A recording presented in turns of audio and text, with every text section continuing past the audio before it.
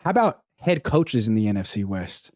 We've seen Jonathan Gannon, Sean McVay.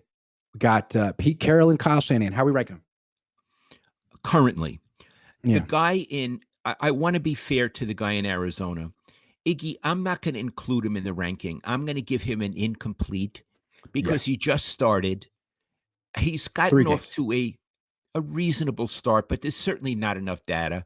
So we're not putting him down or putting him in. We're saying to be determined. So let's say the other three coaches from the bottom up, 3, 2, 1. The worst coach of those three is Sean McVay. And I want to say, Iggy, I don't think he has a coaching career ahead of him.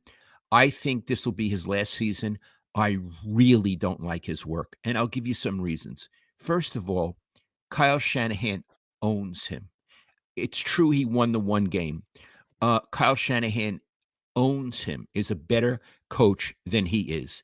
Also, I told you, I heard his post-game press conference against the Niners. I have never heard such BS in my life.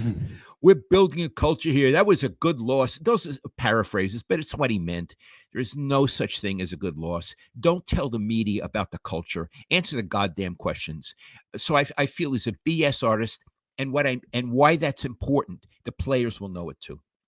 Absolutely. I mentioned this earlier, but like he has talked publicly about thinking about leaving the team and retiring and becoming an announcer like John Gruden was for a long time. So when you talk about building a culture, sounds like a lie. Sounds like you got one foot out the door, and that's the truth. Not that you're 10 toes down and sticking it out for the long haul with the Rams. Like, it doesn't seem like that at all. The other thing is he's had other coaches come from his team and become head coaches elsewhere. Guy in Cincinnati, Zach Taylor. Guy in Minnesota, Kevin O'Connell. So it's like, not only is Sean McVay super overrated, but so is his own tree. It's not like he has Mike McDaniel or D'Amico or Robert Saleh coming out of his tree. He's got flops. Yeah. And now, he doesn't have a Super Bowl ring, but he's got flops. Go ahead. Also, when you talk about a culture, it's vague. Bill Walsh never talked to me about a culture. He talked about, I want a better right tackle. There you go. I want to improve our running game. Mm-hmm. I want more yards after the catch. When you talk about culture, it's because you have nothing else to talk about. Our players aren't that good, and we're not going to win very much this year, but we're building a culture for the future where we pick up our trash after ourselves. And read Plato. We say please and thank you. Yeah. We're polite. Yeah. All right. So Sean McVay, number 3. I totally agree with that. Okay. I'm going to put Pete Carroll, number 2. And I want to tell you why. He's an all-time great coach. He's going to go in the Hall of Fame. Super Bowl winner. Yeah. But he has a lousy offense, and he generally always does have a lousy offense. He's a good defensive mind. He was a defensive coordinator for the Niners. He's very good. He's older. I'm not an ageist because I'm older than he is, but I think his conception of the game has not kept up with what's happening now. I think the game has passed him by a little bit. So I would say all props to Pete Carroll, but in terms of what's currently happening in the NFC West, he's number 2. I could not put him ahead of Kyle. How about you? He's a defensive coach whose defense has stunk for a while. It stinks now. Yeah. It stunk last year. It's hard to fathom. So yeah, he won a Super Bowl, but I don't think he's getting better, and I don't think he's going to win another one. I agree. I think he's going to have to hang it up. I think he and Sean McVay ought to have a retirement party together after this season. Yeah, I agree with that. One more thing.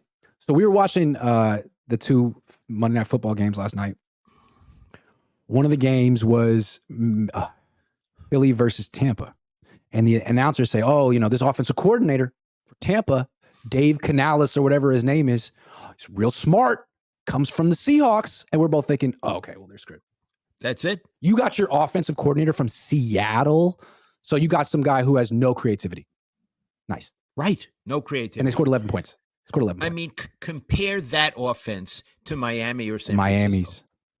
Or San Francisco. I mean, with one thing JT O'Sullivan was talking about, he's called the shift motion offense.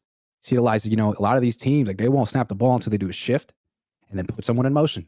And clearly, if I'm sure if you run the numbers, yards per play on plays with a shift into motion, yards per play with a static formation, probably better the first way. So the Seahawks have a very static offense. Cowboys have a very static offense. Feels like stuck in the Stone Age. Yeah, I agree. So why is Kyle number one? First of all, he's 3-0. He's had great records. Two of those other coaches have won a Super Bowl. He's never won a Super Bowl. He's more current. The way he thinks about offensive football is more current than anybody else in the division, and he always has great defensive coordinators. In addition, I don't know what he's like personally. I've never met him, but his team plays hard for him. It doesn't mean they like him. You don't have to like a coach. In fact, you're not supposed to. They're different, but they play very, very hard for him. I also think he's got the rest of the division figured out. Yeah. And there's something very interesting too. Like, in the past, he was sort of, his offense was never this good. And there was a question, is it his fault or is it Jimmy's fault? And a lot of people felt like, hey, Kyle hasn't done anything without Jimmy. Jimmy is being scapegoated here. And then Jimmy said last year, plays freaking suck, man. And a lot of people were wondering, like, what's going to happen? Is Kyle going to have success without Jimmy? Is Jimmy going to have success without Kyle? Well, you know what's happening? Jimmy's crashing and burning. He's throwing picks left and right. And I think you're looking at how much success Kyle's having with Brock, and you're like, okay, well, Kyle was held back the last few years by his quarterback. And now he's not held back by his quarterback as much. And look at him now. He's scoring 30 points a game. Yeah. So I guess it was Jimmy. I've never been this impressed with Kyle. And I'd have to say, it's a pleasure to watch his team through 3 games. Pleasure. Iggy, at no time in those 3 games did I ever feel they were in danger of losing. Never. I agree. At no point. At some point, you were like, oh, they should be blowing out the other team by now. That's all you can say.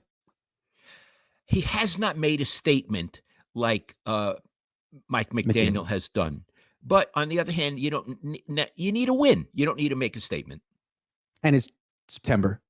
This is not how you start, it's how you finish, all that stuff. Chad New says, finally get to watch a live chat with Senior. As a father of 3, it's a pleasure to see the relationship you and your son have. Enjoy retirement. Thank you, Chad. Thank you, Chad. Ethan M. Even though Purdy isn't on the Niners, I believe he's efficient on his own. We've seen plenty of quarterbacks under Kyle, and none of them ran the offense as coherent as Brock Purdy. We totally agree with that.